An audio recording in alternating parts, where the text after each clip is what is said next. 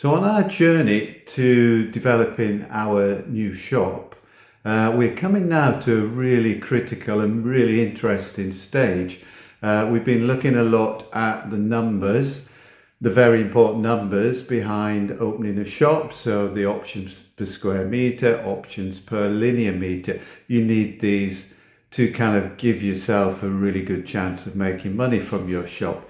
But now we're going to start converting those figures into product story blocks. We're going to go from those linear meters into product story blocks. So we're going to go into the whole world of assortment and product, how it looks to the customer. So it's a really big stepping stone. In a retail business, it's also where we start to work with different people. Up until now, we've maybe been working with merchandisers, we've been working with space planners, and now we're going to involve product designers, buyers, and really importantly, visual merchandisers. So we're really starting to build those economics into these really kind of beautiful and emotional product story blocks. Now, product story blocks are important in a number of ways because you can really use them to get an emotional message across to the customer. So, to begin with, number one is that you can build commerciality into these product story blocks by using different types of products with different commercial reasons why they're in your assortment. So, bestseller product, image maker product, which you need to create, visual impact, but possibly you're not going to make so much money from them. Basic staples, seasonal bestsellers. So when you start thinking of a product block, a linear meter product block, you can start to really make sure that each block has the commercial balance of products that you need to actually go forwards and make money. Number two, brilliant reason why we use product story blocks is the way you can make it look. You can start to tell visual stories, and not just by the actual stories, and products that you put into these stories, but actually how you combine and mix different display techniques. For example, if you're in fashion, it could be folded, it could be lateral hanging, it could be frontal hanging, it could be how you use props, it could be how you use mannequins and busts, etc. And there is a lot of subtlety to this, and in fact, we'll come to this in a later kind of newsletter and workshop and post. But the way you balance displays says a lot about you as a retailer, and you have to have the correct balance. You have to use the correct combinations of display techniques to project the correct proposition and perception of who you are to the customer.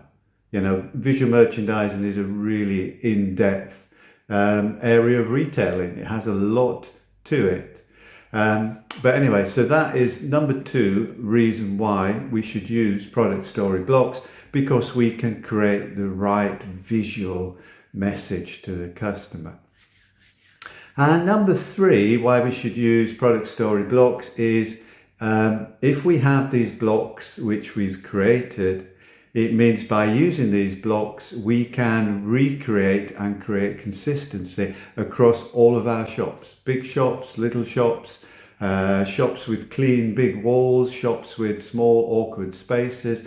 As long as you work with linear meter product story blocks, you'll be able to deliver this consistency. So it's a fabulous thing to create order.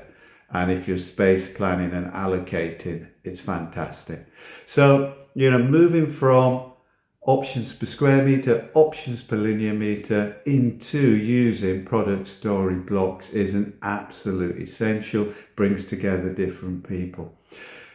The final step, and I kind of think that the brand Crate and Barrel, if you don't know, American retailer who sell kind of home furnishings, but their visual merchandising, fantastic. But also they were one of the first retailers who bought by product block. And this is really key.